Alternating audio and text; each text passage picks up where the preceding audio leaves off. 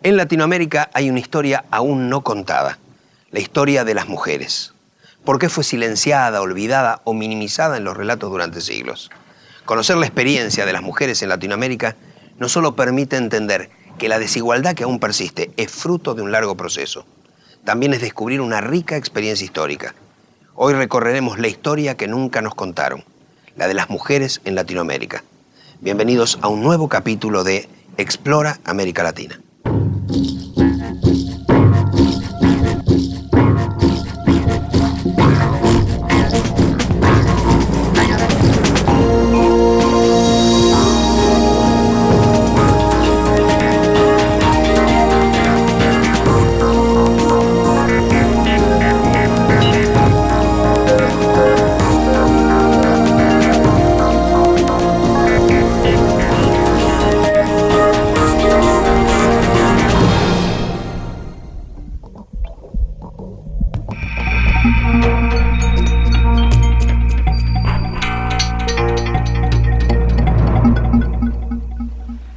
Durante siglos, la historia fue contada por hombres y las mujeres en Latinoamérica fueron absolutamente olvidadas en los relatos.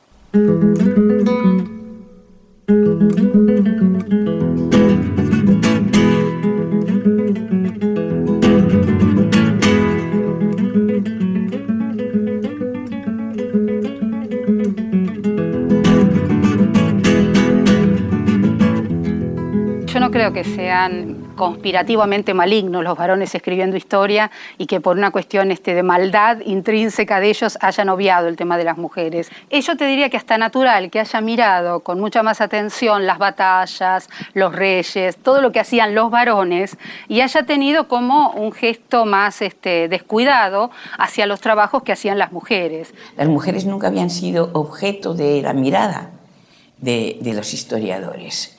Y cuando lo eran, se trataba de una reina, se trataba de un amante de algún rey. Yo me imagino que la centralidad, la explicación, estuvo precisamente en todas aquellas cosas que hacían los varones y que quizás lo femenino está, pero siempre lo tenés que como buscar lateralmente, tangencialmente, algún comentario, algo que te diga de que estuvieron mujeres, por ejemplo, en las batallas o en las decisiones. Cuando yo estudié historia en la escuela, aparecían las mujeres que aparecían en la historia, eran la mamá de Sarmiento y la hija de San Martín. No es que las mujeres no hubieran participado, sino que los historiadores nunca se preocuparon de mirarlas a ellas como sujetos históricos. Me estremecieron mujeres que la historia notó entre laureles y otras desconocidas gigantes que no hay libro que las aguante. Estaba Mariquita Sánchez de Thompson, que ofrecía su casa y servía muchas cosas muy ricas mientras los patriotas se juntaban, pero ella no era una patriota que se juntaba excepto en servirle y en abrir las puertas de su casa. Ha sido realmente tarea de las investigadoras feministas que de pedacitos, de datos sueltos en toda la literatura han podido construir y rehabilitar una historia para las mujeres, ¿no? Creo que mirar la historia con todo lo invisible de la historia es muy importante. Poco se sabe de la condición y la participación de la mujer en las sociedades originarias de América. Sin embargo, indicios y datos permiten vislumbrar algunos aspectos de su situación. En los pueblos indígenas nosotros lo poco que podemos llegar a saber está relacionado con que evidentemente las mujeres tuvieron un estatuto más igualitario que los que tenía la cultura europea al momento de la llegada de los españoles. O, por ejemplo, determinadas palabras, como puede ser en algunos grupos indígenas de Venezuela, lo que se sabe es que existe una palabra que indica el clítoris y que lo usaban en las expresiones. Esto quiere decir, bueno, que cuando vos sabés que está el clítoris, evidentemente la relación con tu cuerpo y con tu sexo no fue únicamente reproductiva, sino que hubo una sexualidad que no estuvo teñida con la culpa, con la mancha, o estuvo acusando lo placentero. Con lo cual uno puede hacerse una idea de que el desarrollo de una sexualidad distinta también a las mujeres les debe haber dado un protagonismo diferente en sus sociedades. Se sabe, por ejemplo, que había mujeres que podían llegar a ser cacicas, o que sus votos determinaban en qué se gastaba o no determinados recursos en sus comunidades, y que esto realmente era importante. De las primeras crónicas de la conquista, frases o pequeños comentarios sirven para reflejar costumbres y aspectos de la sexualidad en los pueblos originarios, y también sobre la imposición de valores por parte de los europeos. No aparece como un valor la virginidad, porque no aparece la institución matrimonial, ni aparecen las instituciones que tenemos. La virginidad viene asociada claramente a una moral clarísimamente occidental. Ya sea españoles o portugueses que venían con una religión tan patriarcal, tan machista, de repente se encuentran con que hay varones que quieren mujeres con experiencia, que la virginidad no era un valor como podía ser dentro del territorio europeo, sino que, por ejemplo, se valorizaban otras cosas, la verdad. Por ejemplo, en algunos de los matrimonios era muy importante que los padres, en el momento en que se hacía esa boda, dijeran si la chica era o no era virgen, por ejemplo.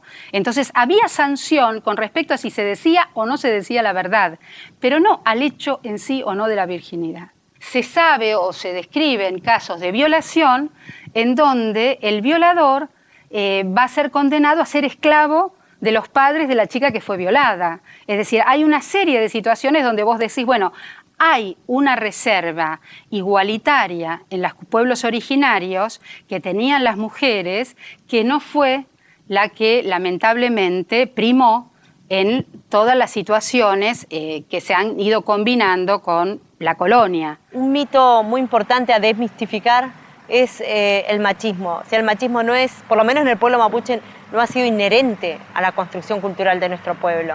Es algo que vino como producto de la colonización. Y de hecho hubieron grandes mujeres mapuches que se destacaron, que gestionaron tierras, que pelearon, que se pusieron al frente de su comunidad para reafirmar su derecho. Antes de la llegada de los europeos, cambios políticos, económicos y de organización en las sociedades de los pueblos originarios hicieron que la mujer comenzara a perder terreno público y protagonismo en las decisiones.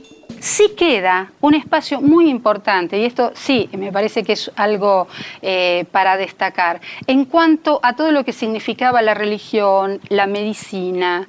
Es decir, las mujeres ahí tuvieron una reserva de liderazgo que perduraba.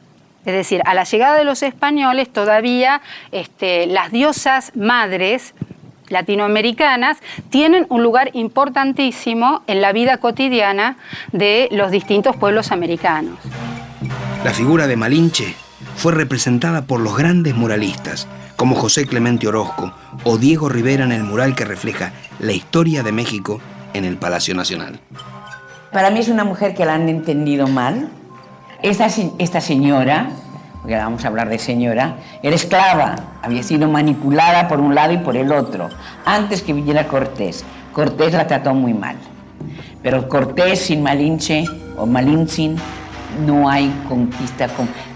Esa conquista pasó por Malintzin. Malinche, hija del líder de una tribu dominada por los aztecas, había sido elegida por su padre para sucederlo, pero tras la muerte de este, su madre la vendió como esclava y en Tabasco fue entregada a Hernán Cortés. Adorada por su pueblo en su juventud, Malinche sería luego odiada y vista bajo el rótulo de la traidora. Malinci o Malinche, la mujer cuyo rol en la historia no deja de discutirse y revisarse. Que me den a mí una explicación que diga que tiene que estar con sus hermanos de raza cuando los hermanos de raza la han declarado esclava. No es una cuestión de reivindicación, es tomar en cuenta los personajes que nunca se han tomado en cuenta en los procesos históricos. Eso sí, a una mirada de la conquista en la cual se aparece esta mujer como un agente poderoso que tiene que ver en la relación que se establece entre Moctezuma y Cortés, sí. Y que tiene que ver con la caída de Tenochtitlán, no hay duda ninguna.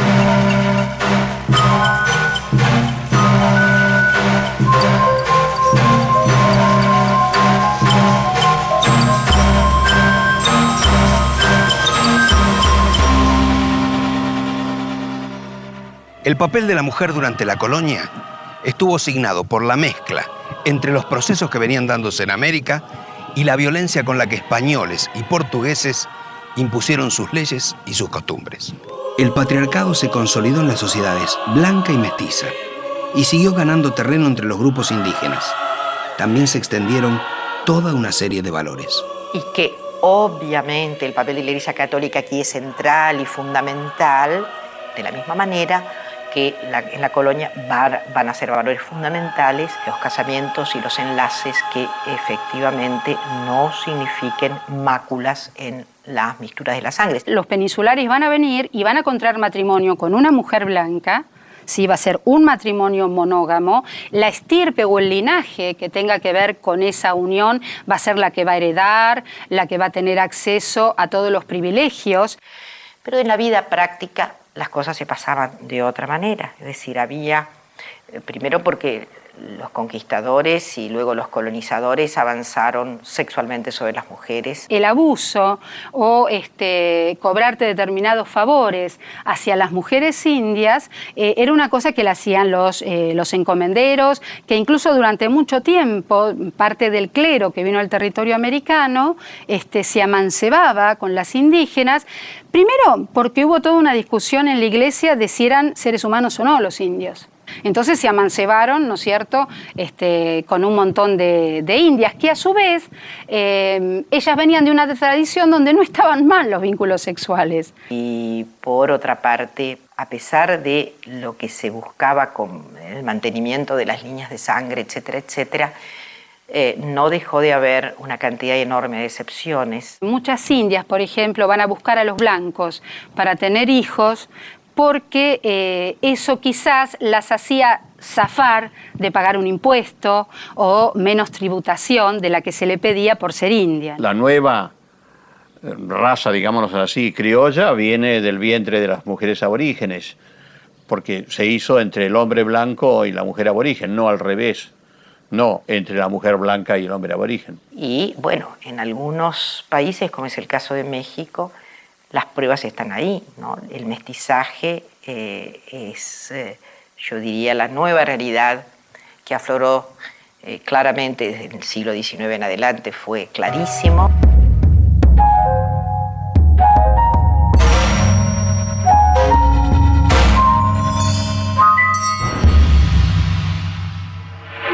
Durante la colonia se introducen desde el África los esclavos y las esclavas negras. Y es interesante la forma de lucha de las mujeres para evitar tener hijos que nacerían también condenados a la esclavitud. Y que se sabe, por ejemplo, cuando Inglaterra impone, ¿no es cierto?, toda una prohibición con respecto a la venta de esclavos y tanto en Brasil como en Estados Unidos se quieren hacer criaderos de esclavos, la resistencia estuvo con las negras. Las negras abortaban. Por más que, digamos, había una serie de cuestiones que se decía, bueno, que la que se embarazaba iba a trabajar menos tiempo. Sin embargo, las africanas hicieron una resistencia realmente ejemplar. Ahí nosotros, cuando tenemos que estudiar la experiencia de las mujeres blancas, la experiencia de las mujeres indias, la experiencia de las mujeres negras, la experiencia de las mestizas, es decir, América Latina fue un mapa cromático. Había cosas que se hacían por el color que vos tenías. Sí, y la meritocracia estaba muy ligada al color. Ahora, aparte del color, si vos eras mujer, había un plus de carga sobre esa discriminación o ese aislamiento. El proceso emancipador latinoamericano significó el final de la sociedad colonial, del sometimiento de los grupos criollos y de la sociedad de castas con diferentes derechos para cada uno de los integrantes. Durante las luchas por la independencia, las mujeres tuvieron una participación activa, relevante y, sin embargo, olvidada en los relatos. Está todavía por completarse esa historia, la saga de las mujeres guerreras, de las mujeres que acompañaban de manera no exclusivamente pasiva a la soldadesca. Las luchas por la independencia tal vez fueron los periodos en donde más claramente se vio minimizada la participación de la mujer, pero los ejemplos llegan hasta nuestros días. En México, mujeres anónimas tuvieron una importante participación en los hechos más trascendentes de su historia. Una participación muchas veces denostada o silenciada. Sobre esa incidencia femenina en la historia, conversamos en la Ciudad de México con la autora Elena Poniatowska. Yo creo que las mujeres mexicanas, sin ellas el país se caería en mil pedazos, porque son como el elemento aglutinador, porque han resistido y han unido a los mexicanos a través de los tiempos. Primero las mujeres fueron soldaderas durante la Revolución Mexicana y eran muy denigradas. Se les consideraba colchón de tripas, es decir, acompañaban al soldado, tenían al hijo del soldado en la trinchera y hacían la comida, iban de avanzada a prepararlo todo, a robarse las gallinas, a hacer el caldo, y eran muy mal vistas, eran casi consideradas prostitutas, las que persiguen a los soldados, ¿no? Pero en realidad yo creo que sin ellas no hay Revolución Mexicana. Si Adelita se fuera con otro, la seguiría por tierra y por mar, si por mar en un buque de guerra, si por tierra en un tren militar. Todas aquellas mujeres que acompañaban a los ejércitos, que lavaban la ropa de los militares, que incluso llevaban los hijos que esos militares tenían con ellas, que también hacían tareas de espionaje, que también iban a visitar, daban falsas informaciones, que dejaron la vida en todas esas tareas, por ejemplo, no fueron recuperadas. Nuestra idea es que esos conjuntos no visibles en la historia tengan su lugar y merezcan un grado de, yo diría, de experiencia como la que tuvieron, una experiencia en la historia como la que tuvieron en vida. Es decir, la historia tradicional lo que ha podido recuperar son mujeres excepcionales que le han servido para justificar la ausencia de las mujeres. Es decir, mujeres que en el mejor de los casos lo que han hecho es estar en el mundo como un varón más. En muchas circunstancias yo comprobé lo valientes que eran las mujeres en el movimiento estudiantil en 1968, aunque nunca se les dio ningún crédito. Y luego lo valientes que fueron durante el terremoto, aunque tampoco se les dio ningún crédito. Entonces hay mujeres así populares que son extraordinarias, al lado de las mujeres históricas que tenemos nosotros, entre quienes naturalmente está Frida Kahlo, ¿no?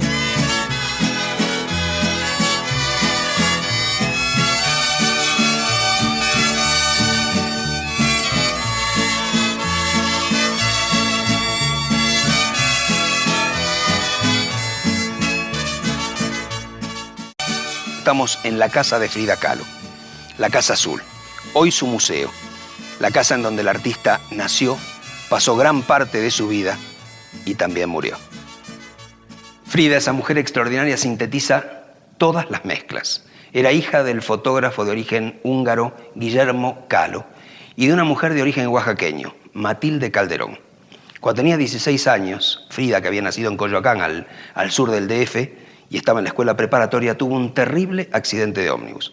Durante su convalecencia, su madre le regaló los pinceles y le puso un espejo sobre la parte superior de la cama para que pudiera pintar y de alguna manera pasar ese duro momento. Al terminar esa convalecencia, Frida le llevó esos primeros cuadros a Diego Rivera, que la incitó para que siguiera pintando. En 1929 se casaron. Fue una mujer que a lo largo de su vida y por ese espantoso accidente en el autobús que fue atravesada por un pasamanos, por un fierro, y que fue aterradora su vida, sufrió a lo largo de su vida 37 operaciones. En la última le cortaron una pierna.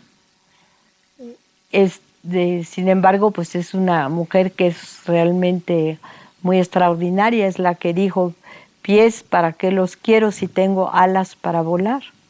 Frida reflejó en su pintura el dolor, la pasión, la búsqueda y la alegría de México, elementos con los que se escribe la historia de las mujeres en Latinoamérica. Las heridas, el desgarro, su dolor.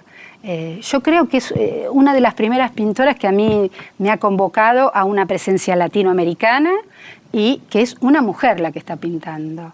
Con su alegría y su dolor, sin darse cuenta, Frida contó la historia de las mujeres mestizas. Hoy, esta pintora mexicana es aclamada en todo el mundo y las mujeres de toda Latinoamérica la sienten y viven como propia.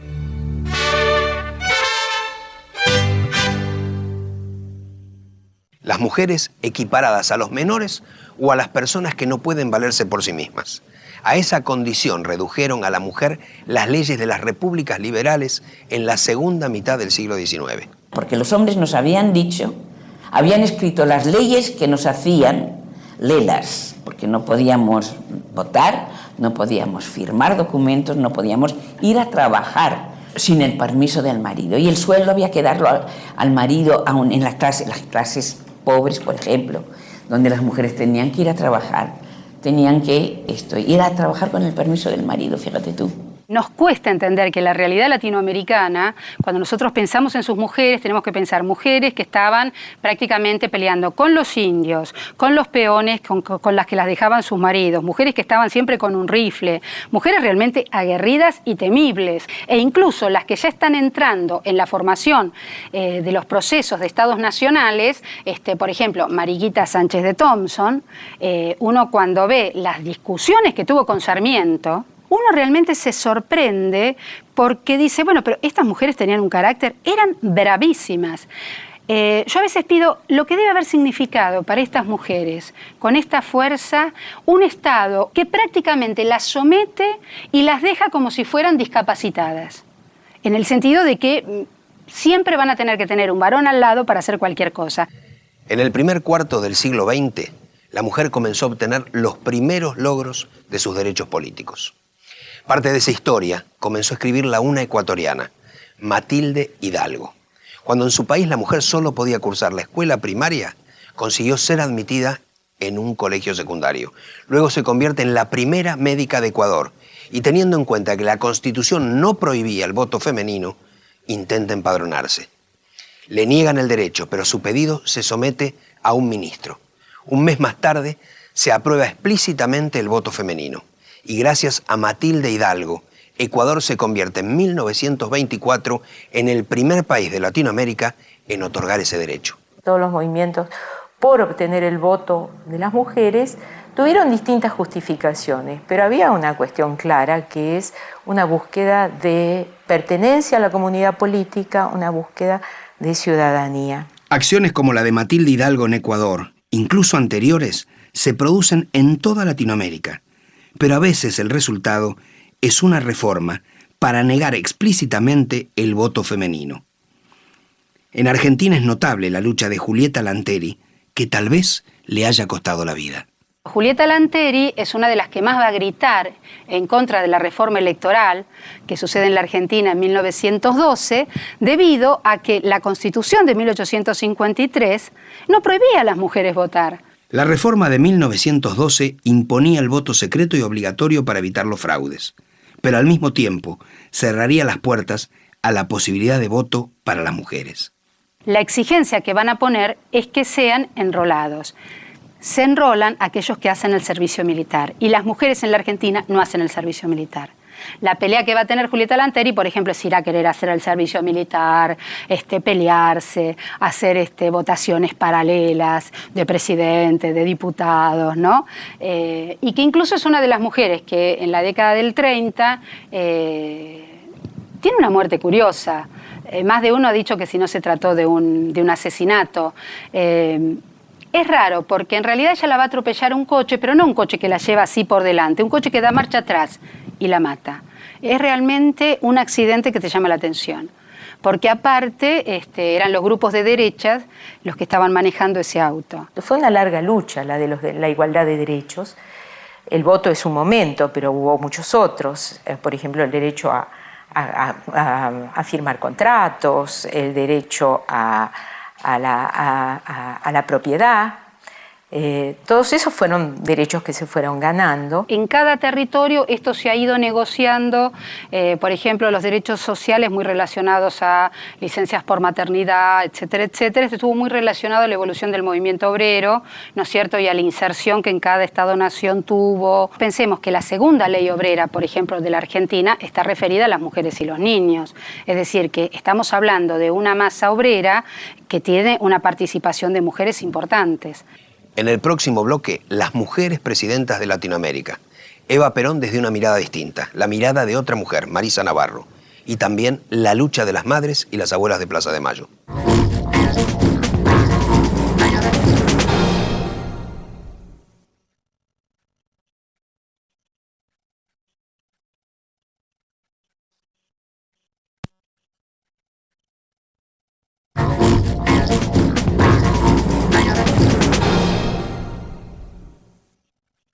Asociada a la política, es la mujer latinoamericana más reconocida en el mundo, aunque curiosamente nunca desempeñó un cargo público. Eva Duarte, Eva Perón, Evita. Lo que sí es muy importante lo que ha hecho ella es que ella legitimó la participación de las mujeres en la política a través de un partido político. Se deben haber dado cuenta los dos, y ella seguramente en algún momento, que al incorporar a las mujeres al proceso político ampliaba la base de votantes de Perón, doblaba la base de votantes de Perón. Y ella organizó, por lo tanto, un partido que le respondiera fielmente y que estuviera dispuesto a hacer todo lo que había que hacer en las próximas elecciones. Mujeres de mi patria, recibo en este instante de manos del gobierno de la nación la ley que consagra nuestros derechos cívicos. Y consiguió absolutamente lo que quería, porque las mujeres votaron por más cantidad que los hombres por Perón.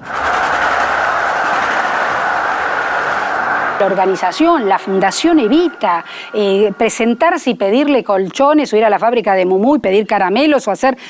Esas cosas las pudo hacer Eva.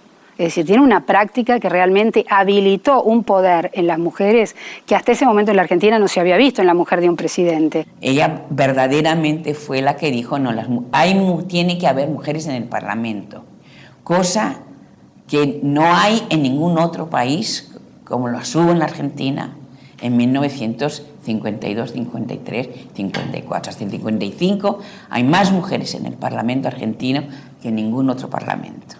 Y ella hizo no solamente participar, elegir, sino también ser elegida. Eso es de una modernidad impresionante para nosotras. El hecho es que eso la hace feminista de ninguna manera, porque si bien les cambió la vida políticamente, ella no pensó en cuáles eran los problemas verdaderos de las mujeres. Ella era peronista y no la sacas de ahí.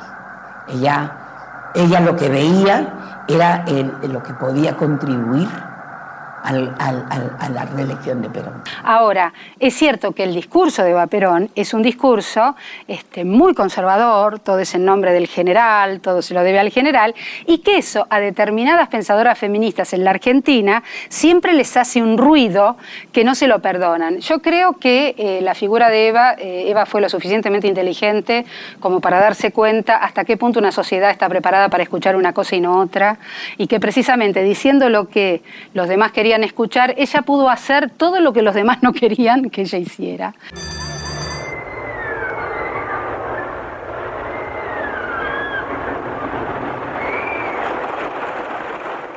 Yo lo que digo, y estoy cada vez más convencida, que excepcionalmente ella se dio cuenta que se había transformado en un ser histórico en Argentina. Y ella toma conciencia de su propia identidad como una líder política, como esposa antes que nada, esposa del general y líder de los descamisados y líder de las mujeres argentinas, lo cual la transformaba en un ser absolutamente excepcional, fuera de serie en el mundo entero. Ella lo sabe, sobre todo, por ejemplo, en la renunciación, en el renunciamiento y en los últimos discursos. Ella sabe quién es. Yo no quise ni quiero nada para mí. Mi gloria es la bandera de mi pueblo. Y aunque dejen el camino girones de mi vida, yo sé que ustedes recogerán mi nombre y lo llevarán como bandera a la victoria.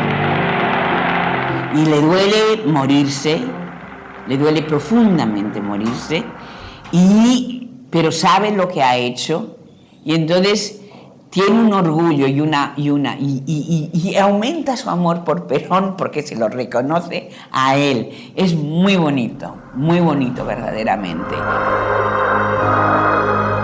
El 17 de octubre de 1951, enferma, debilitada, sostenida por Perón, Evita habló al pueblo en una de sus últimas apariciones públicas.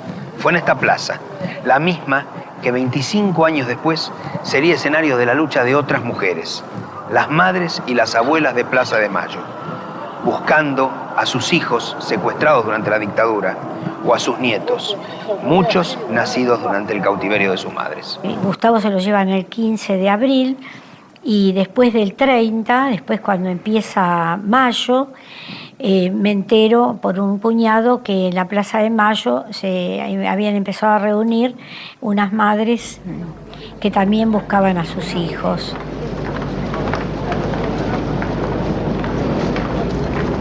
Fue la idea de Azucena de ir a la Plaza de Mayo, fue un hecho que era inédito, pero que fue, digamos, la llama que nos acompañó, la fuerza, el reunirnos y cada una comentar qué había hecho durante la semana.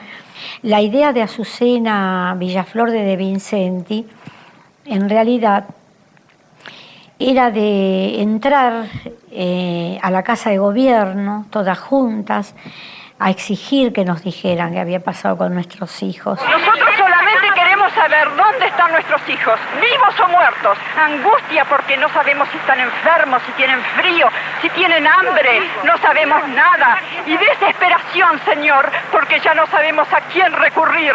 Consulados, embajadas, ministerios, iglesias, todas partes se nos han cerrado, todas partes se nos han cerrado las puertas.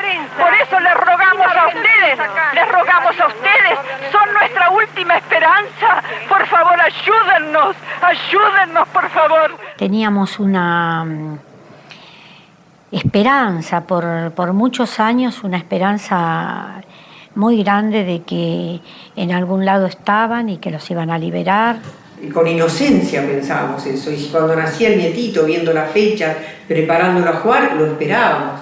Nunca llegó ni respuesta ni miedo. Que estamos así. Mi hija estaba embarazada de 5 meses cuando se la llevaron. Mi nieto tiene que haber nacido en agosto del año pasado. Hasta ahora no he podido saber nada de él. De ser muchas, la mayoría, amas de casa, que no estábamos acostumbradas a estar a la madrugada por las calles, de salir de la mañana a la noche, dejar la casa, dejar todo. Yo personalmente era directora de una escuela primaria. Me jubilé para buscar a mi hija y criar a mi nieto. A mí me entregaron una hija muerta y el nieto nunca.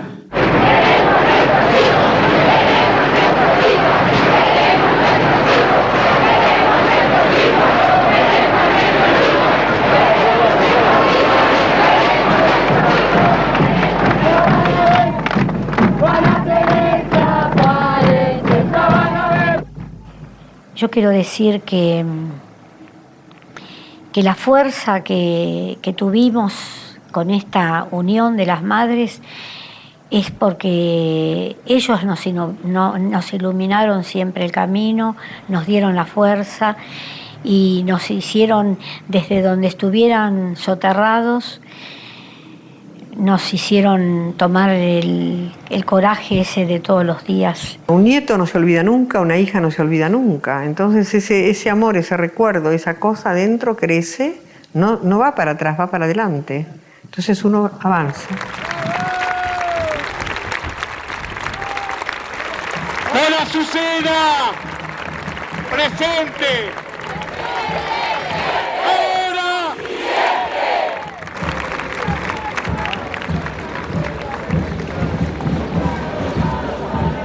Conquistas legales, derechos civiles, sociales. En el siglo XX, la mujer luchó y recorrió gran parte del camino hacia la igualdad. Pero antes de hablar sobre los logros que restan, ¿cómo se ve hoy la mujer en Latinoamérica? ¿Se siente discriminada? ¿Cree tener las mismas oportunidades que el hombre? La condición femenina es secundaria aún, gravemente secundaria. Su falta de representación, su falta de legitimidad, la discrecionalidad que hay con las mujeres en el trabajo, la mengua de oportunidades cuando se trata de puestos que tienen una carga misógina tremenda. Bueno, todo eso prueba que nuestra sociedad es indemocrática respecto de los sexos. Y entonces eso es lo que nos lleva a una reflexión feminista, claramente, ¿no? La situación de la mujer en el mercado laboral sigue siendo de extrema precariedad, aún en los estamentos más altos. Yo creo que todavía sigue habiendo una situación de desproporción con respecto a las posibilidades de desarrollo de los hombres. Ya no es la ama de casa y el marido afuera, ya se comparte todo, ¿viste? No sé si en derechos, ¿viste? No sé. Todavía existe mucho machismo y la mujer sigue estando en un nivel más bajo que el hombre. Eu acho que a mulher tem que ter direitos iguais. El papel que ha jugado la mujer en la historia, en todo el mundo, realmente, bueno, ha sido menospreciado, incluso por nosotras mismas, ¿no? Un campo de lucha es el campo de las conquistas legales. Ahí yo diría que hay bastante hecho, queda mucho por hacer. Y ahí hay una contra básica que no es el machismo social, sino que es la Iglesia Católica.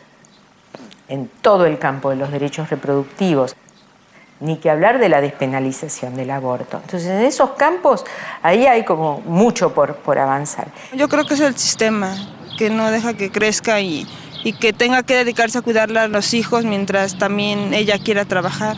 Pues la mujer se está volviendo madre y padre a la vez porque sus hombres están yendo a trabajar a otro lado. Así y todo, yo soy una feminista comprometida desde un lugar de optimismo, porque pienso que las mujeres estamos organizando una revolución absolutamente atípica e inédita. Yo cuando veo a la Iglesia que tiene que hablar de género, o veo los partidos políticos que tienen que incluir en sus agendas cuestiones ecológicas, yo digo, acá hay una revolución. Hay que empezar a verla. Hay cosas que todavía hacen como mucha diferencia. Falta de igualdad salarial, preconceito, estamos más marginadas. Falta, pero creo que se ha equiparado mucho. Mulher para presidente nunca teve, né? Acho que a gente poderia chegar lá. Se a gente se unisse, poxa, não sobraria para ninguém. Sem dúvida alguma. A mulher no Brasil... Bem, em primeiro lugar, ela é discriminada porque ela é mulher. Esse é o primeiro ponto. Por ser mulher, ela já ganha menos 30%. A não ser naqueles casos de concursos. Agora, se ela é uma mulher diplomada e bem educada, ela tem algumas chances a mais. Algumas. Agora, por exemplo, a mulher negra. Essa é a que mais sofre. Porque normalmente, quer dizer, de regra, ela é uma mulher analfabeta. Entendeu? Agora, essa é a que mais sofre a pressão social. Essa tem os piores trabalhos, ela só vai encontrar trabalho na área de empregos domésticos, até pela baixa qualificação dela. En América Latina, 5 mujeres asumieron la presidencia de un país. En Argentina, María Estela Martínez, en 1974, al morir su marido, el general Perón. Fue depuesta por el golpe militar del 76. En Bolivia, Lidia Gayler asumió interinamente en el 79 y también fue derrocada. Luego 3 mujeres llegaron a la presidencia por la vía electoral. En Nicaragua, Violeta Chamorro en 1990, en Panamá, Mireya Moscoso en 1999 y tal vez el caso más notable, el de Michelle Bachelet en Chile en el 2006. Para mí, que haya ganado Michelle Bachelet, para todas las mujeres de América Latina, pues sentimos como si nosotros hubiéramos ganado, lo vemos como un triunfo personal, ¿no? No es solo ella y su propuesta, sino que ella es una mujer divorciada, es una mujer que se ha presentado con sus hijos y su madre, sin un marido y sin un padre. Esto en la tradición latinoamericana ya me parece algo realmente maravilloso, que puede una mujer desde ella presentarse, una mujer que aparte es producto de la educación pública. Y además como un cambio radical en América Latina, porque aunque ha habido presidentas en América Latina, pero seguían los patrones impuestos por los hombres. Es un caso interesantísimo, una mujer que está desde un lugar propio organizando una situación inédita en la historia y en la experiencia política latinoamericana. En Guatemala tenemos 331 municipios. De esos 331 municipios, solo hay una alcaldesa. Lo que quiero ilustrar es que la participación de la mujer indígena aún es nulo, no hay posibilidad. ¿Pero por qué? Precisamente porque los mismos partidos políticos no están permitiendo essa participação. O parlamento é machista, na vida política nós mulheres somos menos de 9%. Isso significa que há um enorme desequilíbrio de gênero no parlamento. Porque nós somos, no Brasil, em termos de participação da mulher, o mesmo que é Bangladesh, que tem 9% de mulheres no parlamento. Você desenvolve a mulher, você desenvolve mais rapidamente o país. Isso está provado. A mulher educada, ela educa os seus. Yo hice primero, segundo, primer grado superior y después segundo, que era lo que en ese momento existía, ¿no? Después mi mamá se enfermó y yo abandoné la escuela. No pude hacer más.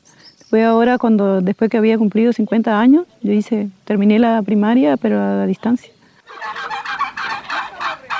En la provincia de Misiones, en un pequeño poblado a poco más de 100 kilómetros de la ciudad de Posadas, buscamos a Irondina Correa.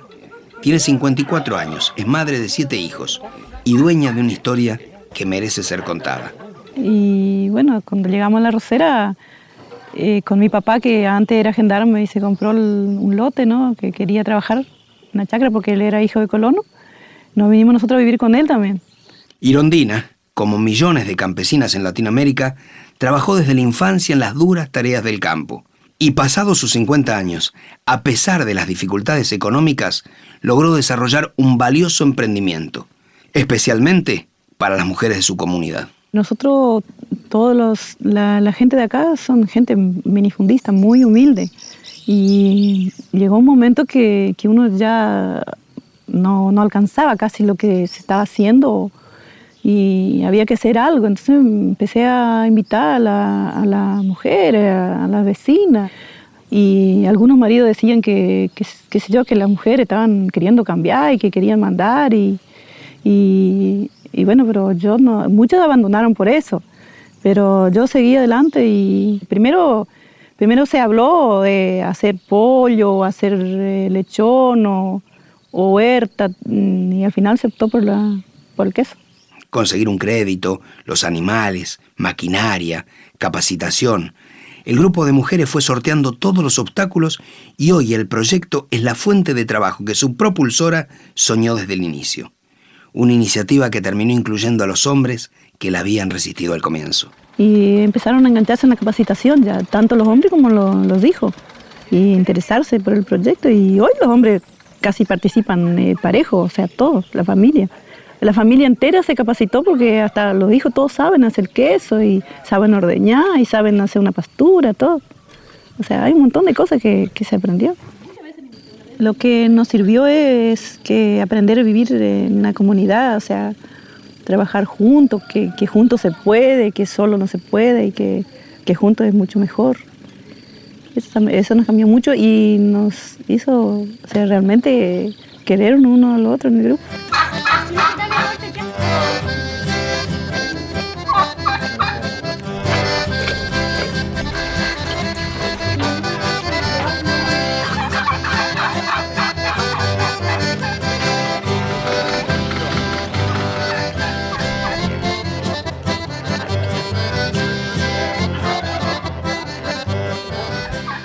Yo pienso hacer la secundaria todavía a distancia. Vamos a ver, si Dios me ayuda, quiero hacer.